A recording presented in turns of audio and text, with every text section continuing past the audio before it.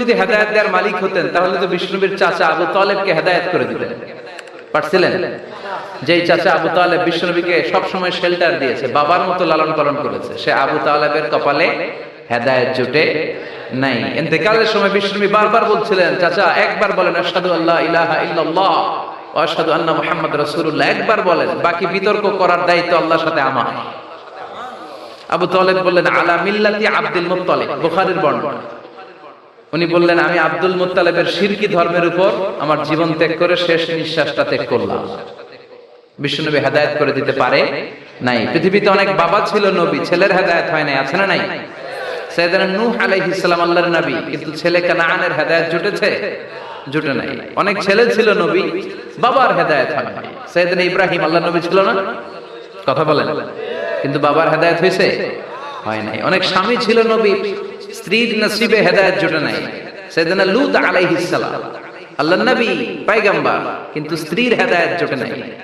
আবার অনেক স্ত্রী ছিল আল্লাহর ওয়ালি, প্রিয় ভাজন বান্দি, কিন্তু স্বামীর হেদায়েত হয় নাই।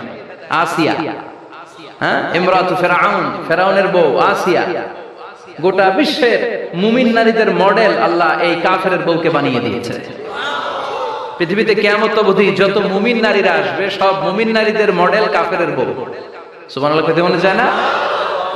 ফিরআউনের নসিবে হেদায়েত জুটে নাই, কারণ হেদায়েত দেয় কে? আমরা আল্লাহর কাছে হেদায়েত কামনা করি, আমরা যেন সব সময় হেদায়েতের উপর থাকি। আরে হেদায়েতের দোয়া কিন্তু আমরা প্রতিদিন করি। বিষ্ণুবী শিখিয়েছেন হেদায়েতের দোয়া করো, সালাতে পড়ো ইহদিনাস সিরাতাল মুস্তাকিম, O Allah show us the right path, show us the correct path, show us the middle path.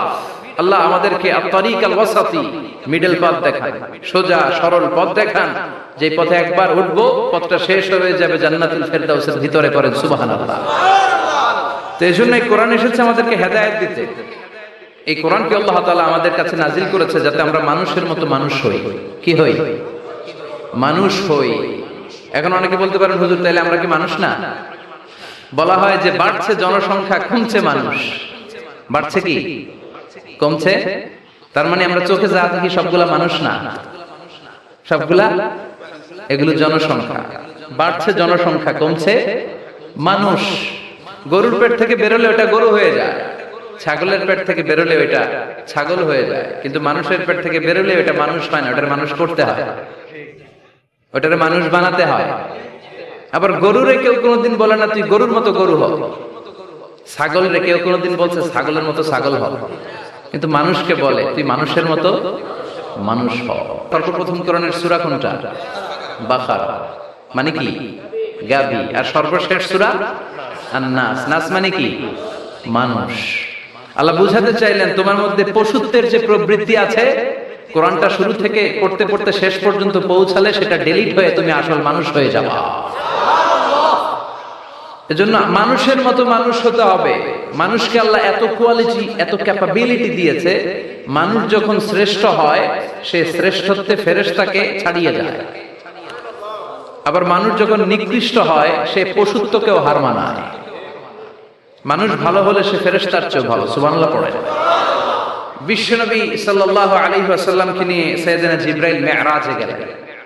একটা নির্ধারিত জায়গা সিদরাতুল মুনতাহা, বর্ডার এরিয়া, ওখানে এসে বিশ্বনবীকে বললেন ইয়া রাসূলুল্লাহ আর তো আমি যেতে পারবো না, এটা হচ্ছে আমার লাস্ট ডেস্টিনেশন, এর উপরে কোনোদিন আমি যাই না। এই যে আপনার কাছে 23 বছর কোরআনের আয়াতগুলো এসে এসে নাজিল করেছি, আমি কিন্তু এইখানে এসে কান পেতে আল্লাহর কথা শুনেছি, আর আল্লাহ যা বলেছে এটা নিয়ে আপনার দরবারে হাজির হয়েছে। আমিও আজ পর্যন্ত আল্লাহরে দেখি না। সুবহানাল্লাহ পড়ে।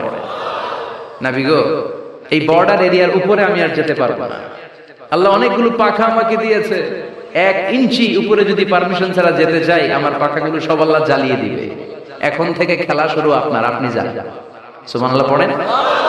তাহলে মানুষ শ্রেষ্ঠ হলে সে শ্রেষ্ঠত্বে ফেরেশতাকে হার মানায়। সাইয়েদনা জিবরাইল হার মেনেছে না? জিবরাইল যেখানে শেষ, বিশ্বনবীর খেলা শুরু। সুবহানাল্লাহ পড়ে। আবার মানুষ যদি নিকৃষ্ট হয় সে পশুত্বকে হার মানায়, সে পশুর চেয়েও খারাপ হয়। বিশ্বাস করেন? আচ্ছা আওয়াজ করে উত্তর দেন।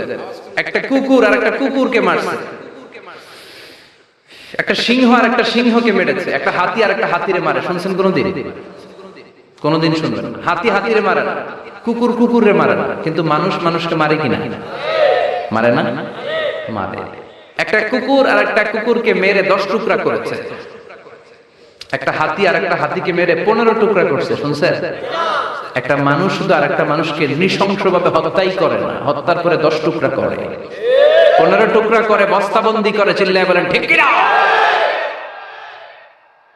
একটা কুকুর জনপদের সব কুকুরগুলোকে সাবার করে দেয় না, একটা হাতি ওই বনের সব হাতিকে শেষ করে দেয় না, কিন্তু মানুষ আগুন জ্বালিয়ে জনপদের পর জনপদ ছারখার করে দেয়, বোমা মেরে জনপদ উড়িয়ে দেয়।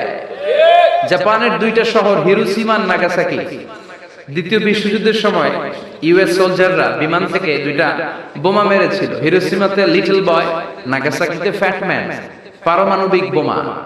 যে পাইলটরা বোমা মারতেছে এরাও মানুষ, আর যাদেরকে মারার জন্য মারতেছে এরাও মানুষ। মানুষ মানুষকে এভাবে শেষ করে দেয়। এজন্য মানুষ ভালো হলে সে ফেরেশতার চেয়েও ভালো, মানুষ খারাপ হলে সে পশুর চেয়েও নিকৃষ্ট। উলাইকা কাল আনআম বাল হুম আদাল। ঠিক কি না? আল্লাহ বলেন তখন আর সে মানুষ থাকে না। ভালো হলে ফেরেশতাদের চেয়েও ভালো, নিকৃষ্ট হলে পশুদেরকেও সে হার মানায়। উলাইকা কাল আনআমি বাল হুম আদাল উলাইকা হুমুল গাফিলুন। তারা পশুর চেয়েও নিকৃষ্ট, তারা মানুষ তো নয়, তারা পশুও না, পশুর চেয়েও খারাপ।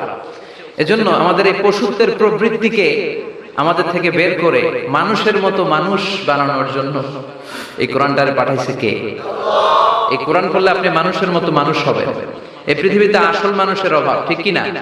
এই দুনিয়া এখন তো আর সেই দুনিয়া নাই, মানুষ নামের মানুষ আছে, দুনিয়া বোঝাই।